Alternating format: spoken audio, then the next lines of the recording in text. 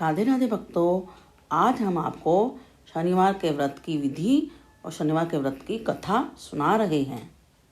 शनिवार का व्रत निराहार भी रख सकते हैं और सूक्ष्म फलाहार भी ले सकते हैं। इस दिन शनिदेव महाराज की पूजा होती है। काला तिल, काला वस्त्र, तेल, उड़द शनिदेव को अति प्रिय हैं, इसलिए इनके द्वारा शनिदेव जी की पूजा की जाती है। शनि की दशा को दूर करने के लिए यह व्रत किया जाता है। इस दिन शनि स्तोत्र का पाठ भी विशेष लाभदायक होता है। शनिवार व्रत कथा। एक समय सूर्य, चंद्रमा, मंगल, बुध, बृहस्पति, शुक्र, शनि और राहु, केतु इन ग्रहों में आपस में विवाद हो गया कि हम में से सबसे बड़ा कौन है। सब अपने आप को बड़ा कहते थे। जब आपस में कोई निश्चय नहीं हो सका तो सब आपस में झगड़ते हुए देवराज इंद्र के पास गए और कहने लगे कि आप सब देवताओं के राजा हैं, इसलिए आप हमारा न्याय करके बतलाएं कि हम 9 ग्रहों में से सबसे बड़ा ग्रह कौन सा है। देवराज इंद्र देवताओं का प्रश्न सुनकर घबरा गए और कहने लगे कि मुझ में यह सामर्थ्य नहीं है, मैं किसी को छोटा या बड़ा बतला सकूं। मैं अपने मुख से कुछ नहीं कह सकता। हाँ, एक उपाय हो सकता है। इस समय पृथ्वी पर राजा विक्रमादित्य दूसरों के दुखों का निवारण करने वाला है, इसलिए आप सब मिलकर उन्हीं के पास जाइए, वही आपके विवाद का निवारण करेंगे। सभी ग्रह देवता देवलोक से चलकर भूलोक में जाकर राजा विक्रमादित्य की सभा में उपस्थित हो गए और अपना प्रश्न राजा के सामने रखा। राजा विक्रमादित्य ग्रहों की बात सुनकर गहरी चिंता में पड़ गए कि मैं अपने मुख से किसको बड़ा और किसको छोटा बतलाऊंगा। जिसको छोटा बतलाऊंगा वही क्रोध करेगा। उनका झगड़ा निपटाने के लिए उन्होंने एक उपाय सोचा और सोना, चांदी, कांसा, पीतल, सीसा, रांगा, जस्ता, अभ्रक और लोहा 9 धातुओं के 9 आसन बनवाए। सब आसनों को क्रम से जैसा सोना सबसे पहले और लोहा सबसे पीछे बिछाया गया। इसके पश्चात राजा ने सब ग्रहों से कहा कि आप सब अपना अपना आसन ग्रहण कीजिए। जिसका आसन सबसे आगे वह सबसे बड़ा और जिसका आसन सबसे पीछे वह सबसे छोटा जानिए। क्योंकि लोहा सबसे पीछे था और वह शनिदेव का आसन था, इसलिए शनिदेव ने समझ लिया कि राजा ने मुझको सबसे छोटा बना दिया है। इस निर्णय पर शनिदेव को बहुत क्रोध आया। उन्होंने कहा, राजा तू मेरे पराक्रम को नहीं जानता।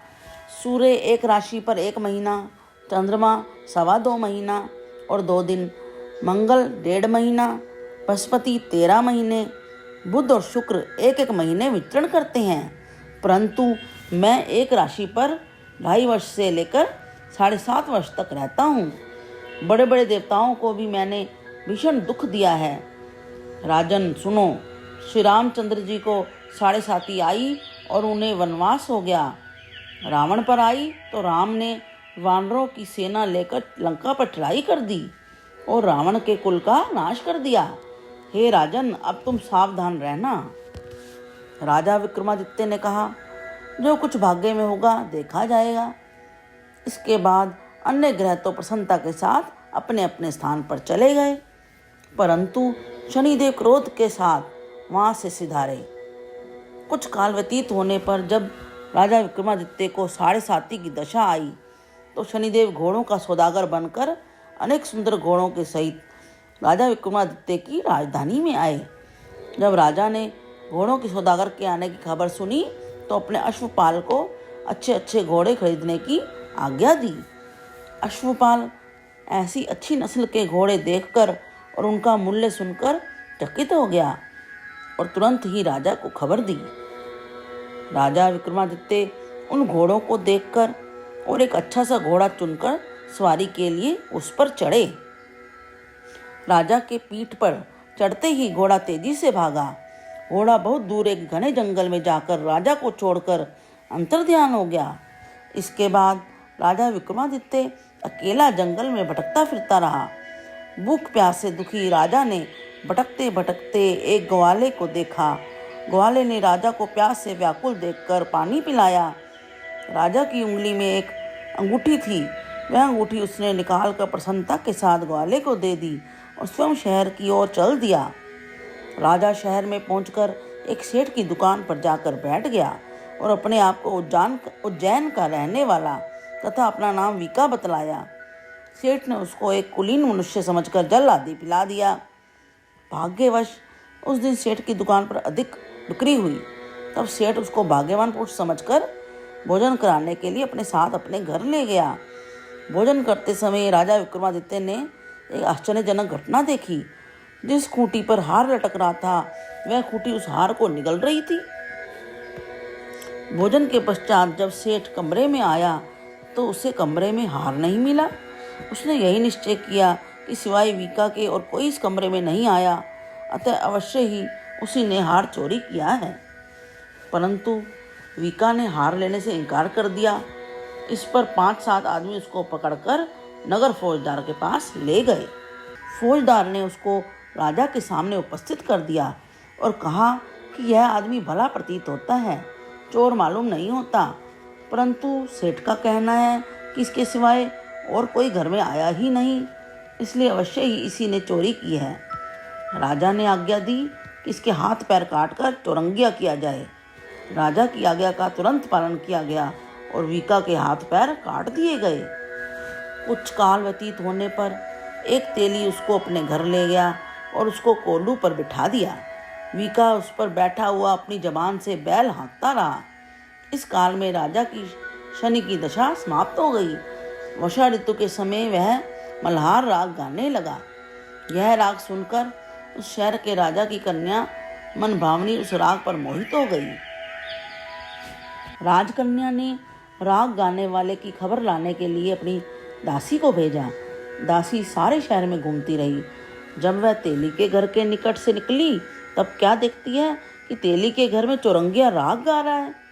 दासी ने लौटकर राजकुमारी को सब वृतांत सुना दिया। बस उसी क्षण राजकुमारी मन भावनी ने अपने मन में यह प्रण कर लिया, चाहे कुछ भी हो मैं चौरंगिया के साथ ही विवाह करूंगी। प्रातःकाल होते ही जब दासी ने राजकुमारी मन भावनी को जगाना चाहा तो राजकुमारी अनशन व्रत लेकर पड़ी रही। दासी ने रानी के पास जाकर राजकुमारी के ना उठने का वृतांत कहा। रानी ने वहां आकर राजकुमारी को जगाया और उसके दुख का कारण पूछा।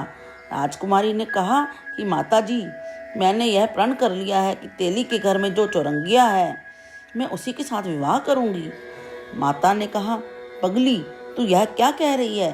तुझे किसी देश के राजा के साथ परिणाया जाएगा।